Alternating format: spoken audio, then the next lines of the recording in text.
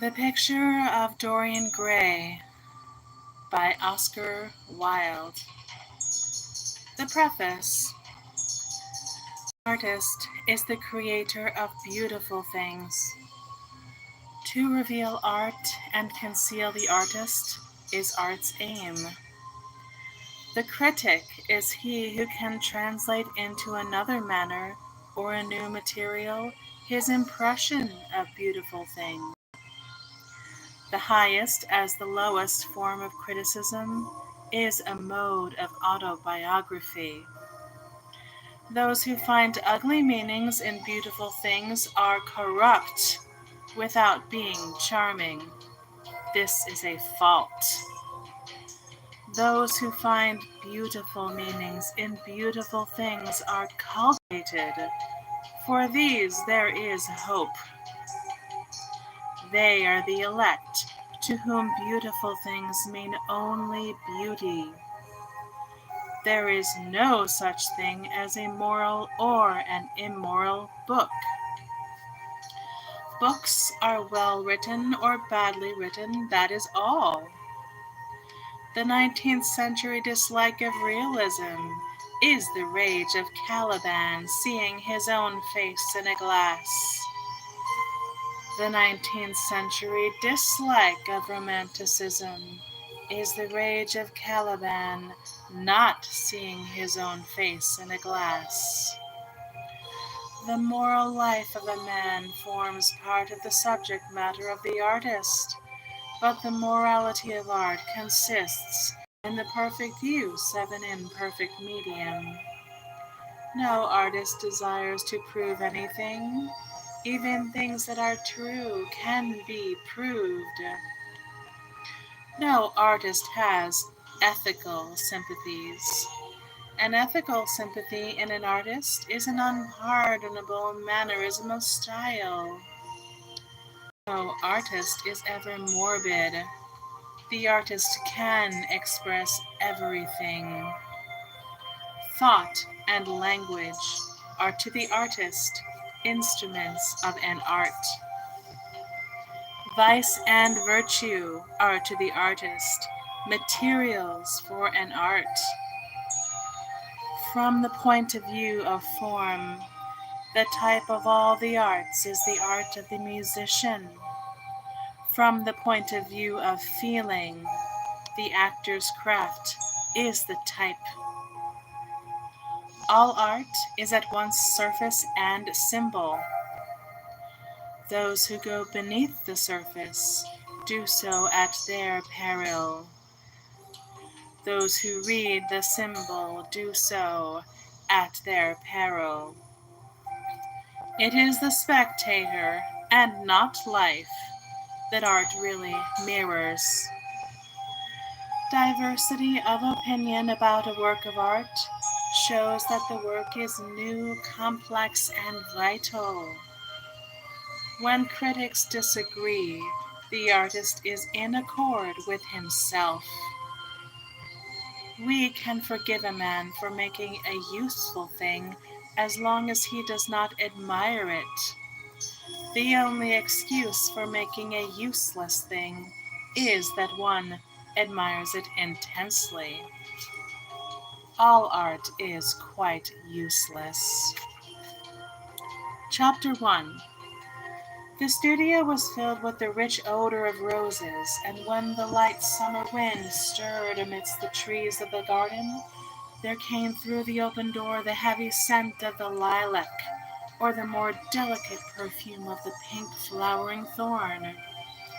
From the corner of the divan of Persian saddlebags, on which he was lying, smoking, as was his custom, innumerable cigarettes, Lord Henry Wotton could just catch the gleam of the honey-sweet and honey-colored blossoms of a laburnum, whose tremulous branches seemed hardly able to bear the burden of a beauty so flame-like as theirs. And now and then the fantastic shadows of birds in flight flitted across the long tussore silk curtains that were stretched in front of the huge window, producing a kind of momentary Japanese effect, and making him think of those pallid jade-faced painters of Tokyo, who through the medium of an art that is necessarily immobile seek to convey the sense of swiftness and motion. The sullen murmur of the bees shouldering their way through the long unmown grass, or circling with monotonous insistence round the dusty gilt horns of the straggling woodbine, seemed to make the stillness more oppressive. The dim roar of London was like the bourdon note of a distant organ. In the center of the room, clamped to an upright easel, stood the full-length portrait of a young man of extraordinary personal beauty, and in front of it, some little distance away, was sitting the artist himself, Basil Hallward, whose sudden disappearance some years ago caused at the time such public excitement and gave rise to so many strange conjectures. As the painter looked at the gracious and comely form he had so skilfully mirrored in his art, a smile of pleasure passed across his face, and seemed about to linger there. But suddenly he started up, and closing his eyes, placed his fingers upon the lids, as though he sought to imprison within his brain some curious dream from which he feared he might awake. "It is your best work, Basil, the best thing you have ever done," said Lord Henry languidly. "You must certainly send it next year to the Grosvenor. The Academy is too large and too vulgar.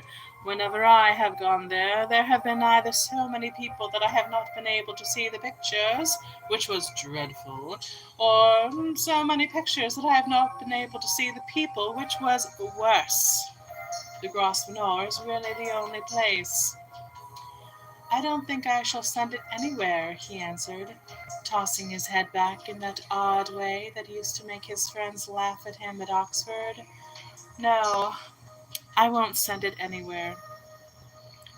Lord Henry elevated his eyebrows, and looked at him in amazement through the thin blue wreaths of smoke that curled up in such fanciful whirls from his heavy opium-tainted cigarette. "Not send it anywhere, my dear fellow? Why? Have you any reason? What odd chaps you painters are! You do anything in the world to gain a reputation. As soon as you have one, you seem to want to throw it away. It is silly of you, for there is only one thing in the world worse than being talked about, and that is not being talked about. A portrait like this would set you far above all the young men in England, and make the old men quite jealous, if the old men are ever capable of any emotion." "I know you will laugh at me," he replied, "but I really can't exhibit it. I have put too much of myself into it." Lord Henry stretched himself out on the divan and laughed. "Yes, I knew you would, but it is quite true all the same. Too much of yourself in it, upon my word, Basil. I didn't know you were so vain, and I really can't see any resemblance between you with your rugged, strong face and your coal-black hair, and this young Adonis, who looks as if he was made out of an eye and rose leaves. Why, my dear Basil, he is a Narcissus, and well, of course, you have an intellectual expression and all that, but beauty, real beauty, ends where an intellectual expression begins. Intellect is in itself a mode of exaggeration, and destroys the harmony of any face. The moment one sits down to think, one becomes all nose, or all forehead, or something horrid. Look at the successful men in any of the learned professions, how perfectly hideous they are. Except, of course, in the church, but then in the church they don't think. A bishop keeps on saying at the age of 80 what he was told to say when he was a boy of 18, and as natural consequence he always looks absolutely delightful. Your mysterious young friend, whose name you have never told me, but whose picture really fascinates me, never thinks. I feel quite sure of that. He is some brainless, beautiful creature who should always be here in winter when we have no flowers to look at, and always here in summer when we want something to chill our intelligence. Don't flatter yourself, Basil. You are not in the least like him. You don't understand me, Harry, answered the artist. Of course I am not like him. I know that perfectly well. Indeed, I should be sorry to look like him. You shrug your shoulders. I am telling the truth. There is a fatality about all physical and intellectual distinction, the sort of fatality that seems to dog through history the faltering steps of kings. It is better not to be different from one's fellows. The ugly and the stupid have the best of it in this victory. They are at least spared the knowledge of defeat. They live as well as we all should live, undisturbed, indifferent, and without disquiet. They neither bring ruin upon the others, nor ever receive it from alien hands.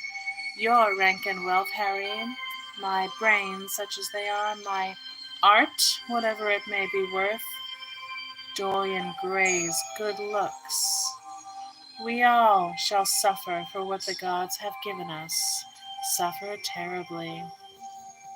Dorian Gray, is that his name? Asked Lord Henry, walking across the studio towards Basil Hallward. Yes, that's his name. I didn't intend to tell it to you. But why not? Oh, I can't explain. When I like people immensely, I never tell their names to anyone. It is like surrendering a part of them. I have grown to love secrecy. It seems to be the one thing that can make modern life mysterious or marvelous to us. The commonest thing is delightful if one only hides it. When I leave town now, I never tell my people where I'm going. If I did, I would lose all my pleasure. It is a silly habit, I dare say, but somehow it seems to bring a great deal of romance into one's life. I suppose you think me awfully foolish about it. Not at all, answered Lord Henry. Not at all, my dear Basil. You seem to forget that I am married, and the charm of marriage is that it makes a life of deception absolutely necessary for both parties. I never know where my wife is, and my wife never knows what I am doing. When we do meet occasionally, when we dine out together or go down to the Duke's. We tell each other the most absurd stories with the most serious faces. My wife is very good at it, much better in fact than I am.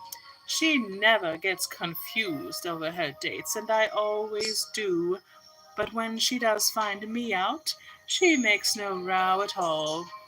I sometimes wish she would, but she merely laughs at me. I hate the way you talk about your married life, Harry, said Basil Hallward, strolling towards the door that led into the garden. I believe that you are really a very good husband, but that you are thoroughly ashamed of your own virtues. You are an extraordinary fellow. You never say a moral thing, and you never do a wrong thing. Your cynicism is simply a pose.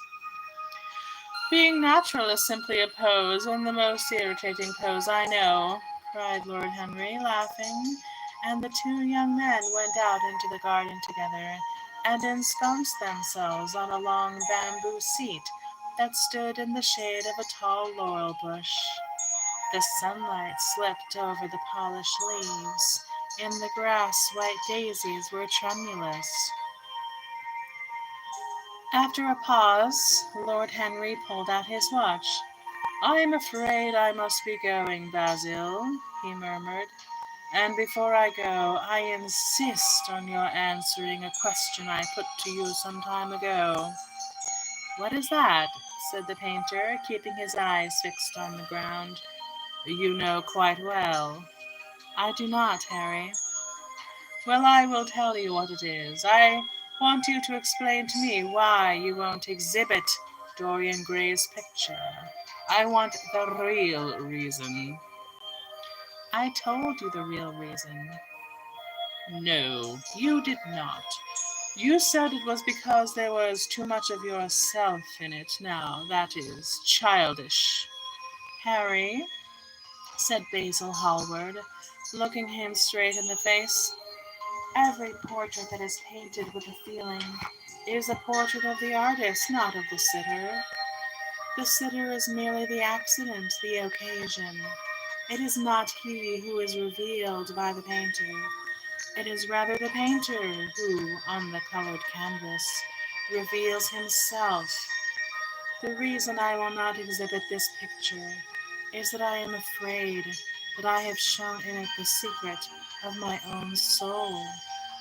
Lord Henry laughed. And what is that? He asked.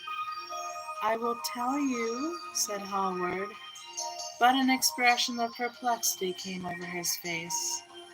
I am all expectation, Basil, continued his companion, glancing at him.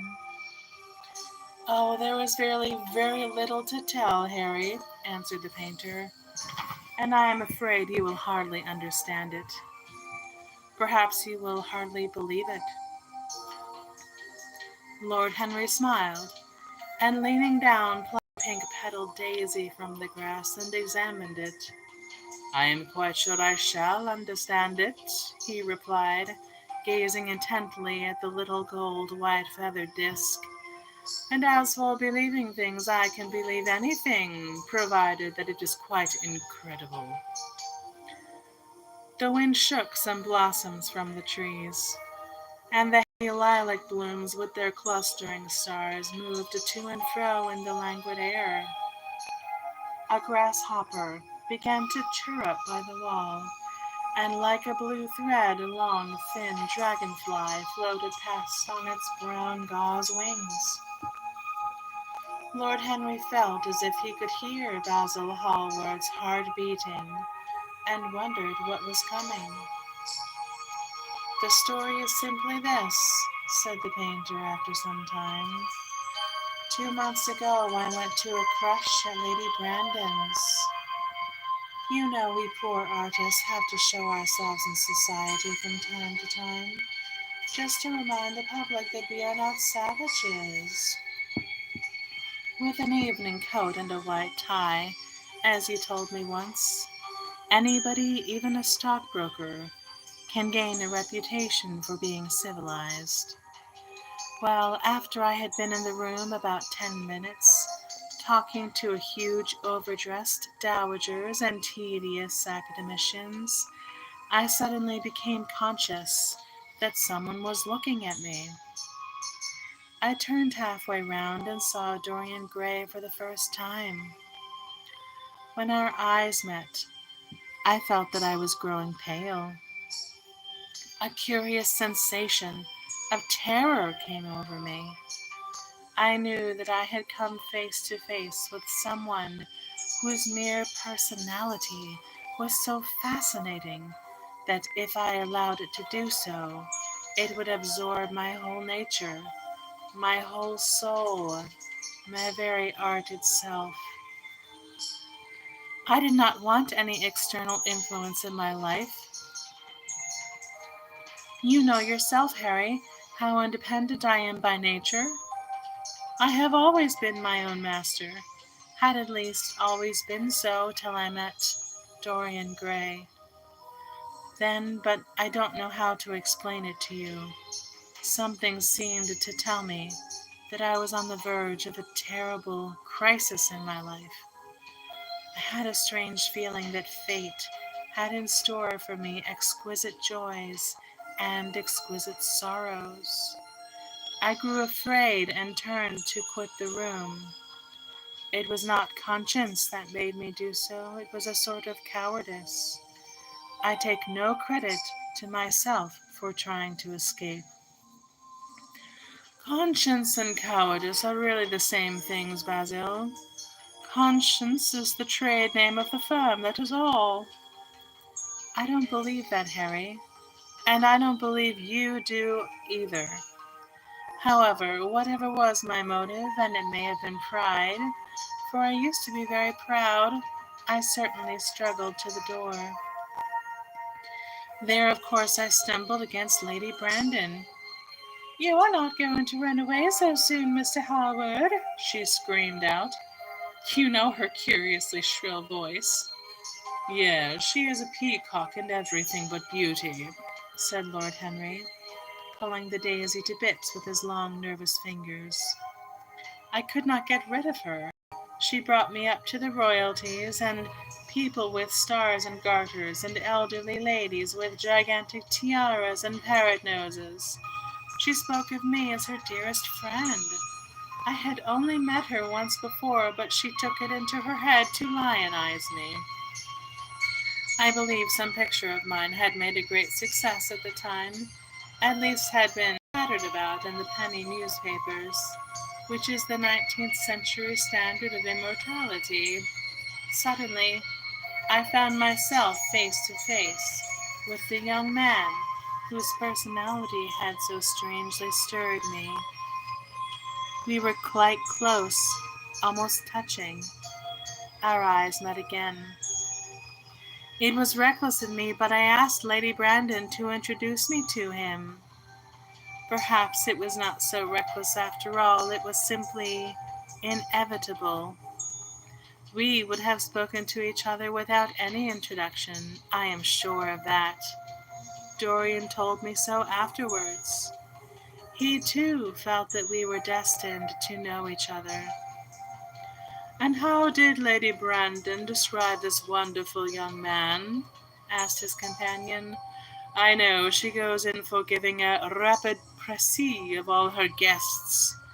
I remember her bringing me up to a truculent and red-faced old gentleman, covered all over with orders and ribbons, and hissing in my ear in a tragic whisper, which must have been perfectly audible to everyone in the room, the most astounding details.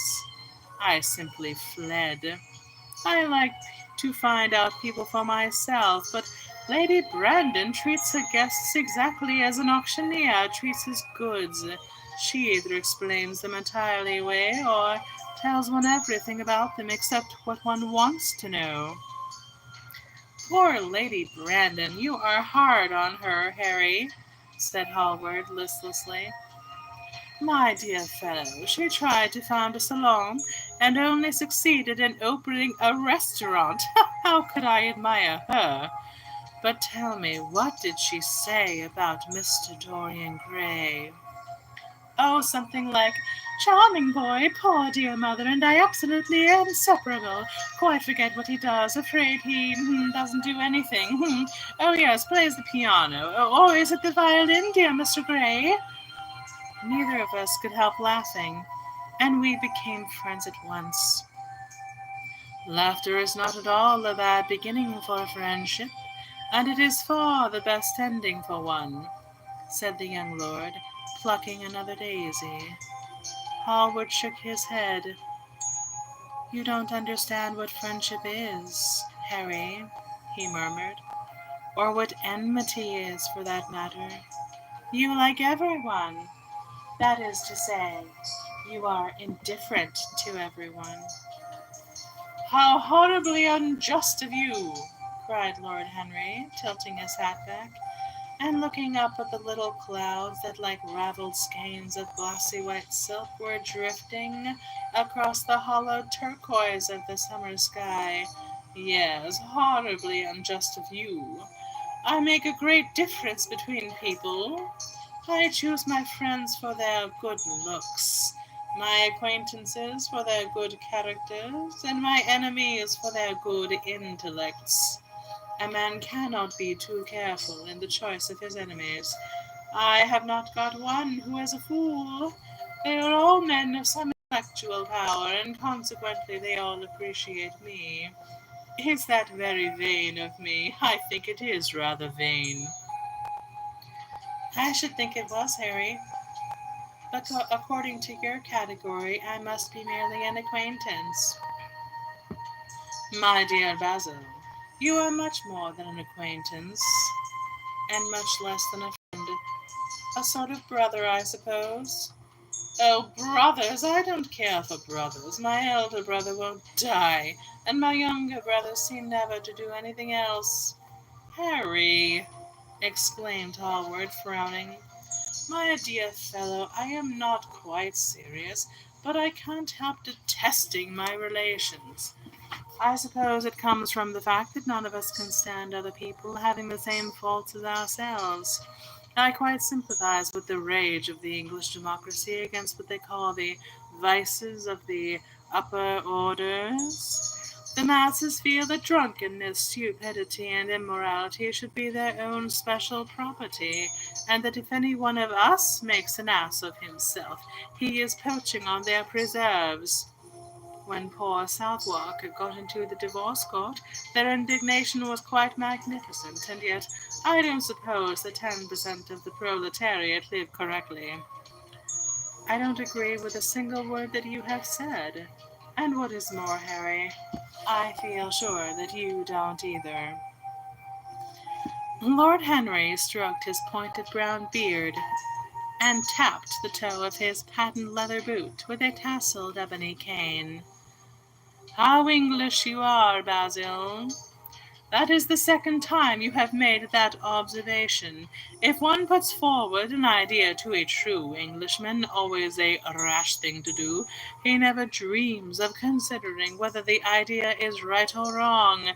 The only thing he considers of any importance is whether one believes it oneself.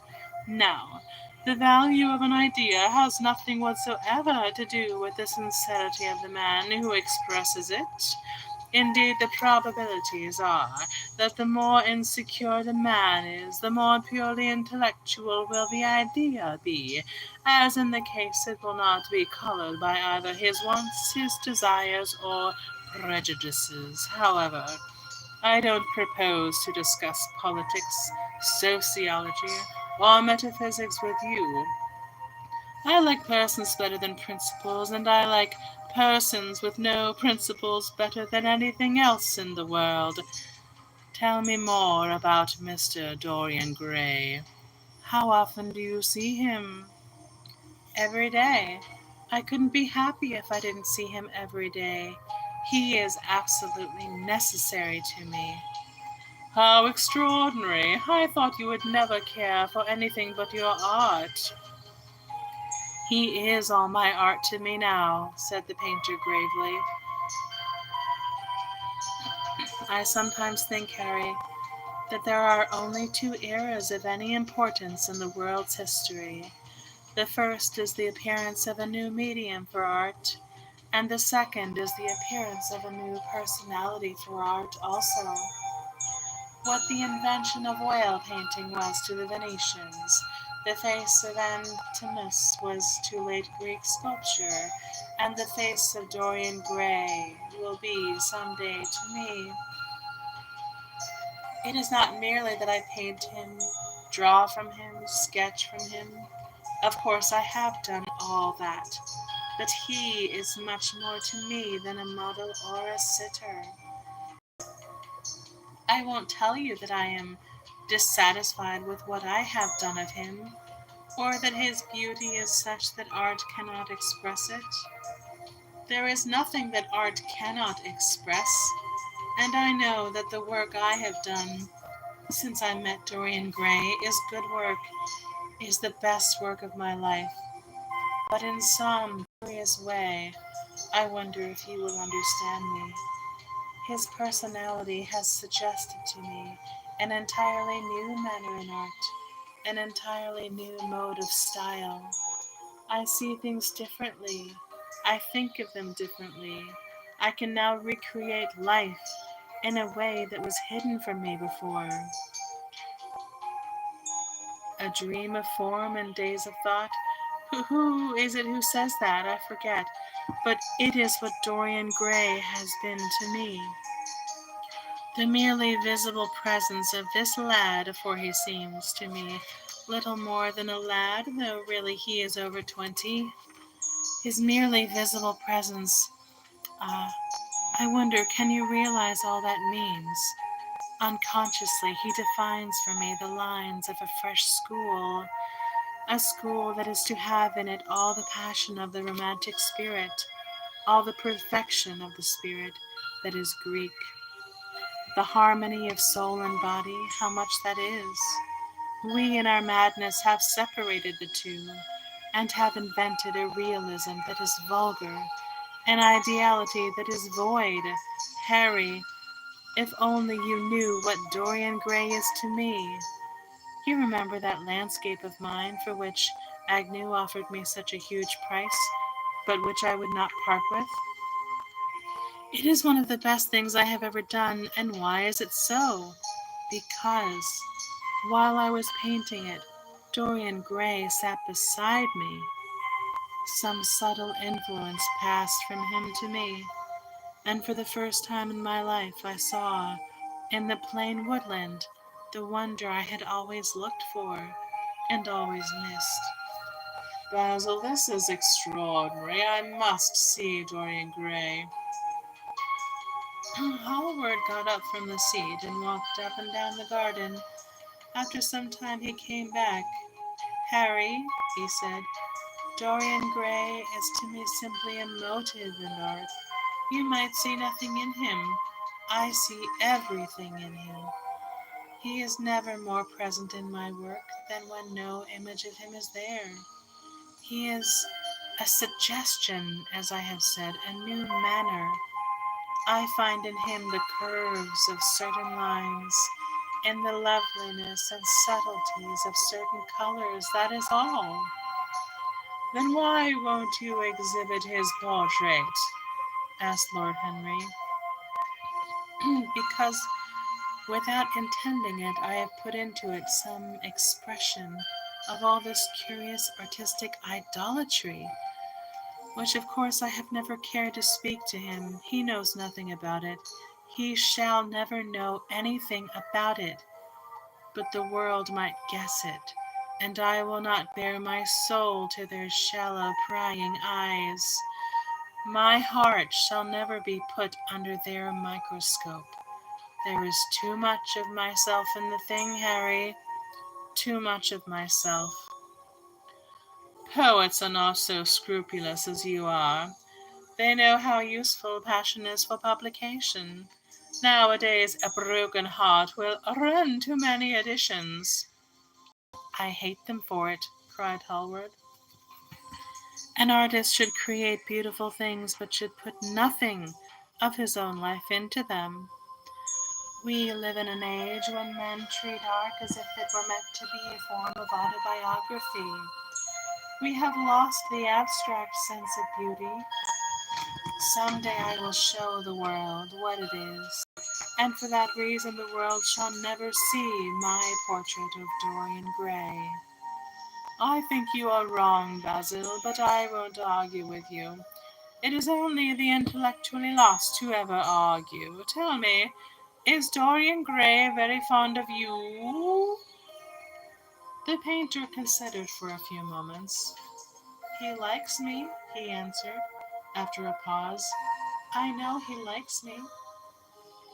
Of course I flatter him dreadfully. I find a strange pleasure in saying things to him that I know I shall be sorry for having said. As a rule, he is charming to me, and we sit in the studio and talk of 1,000 things.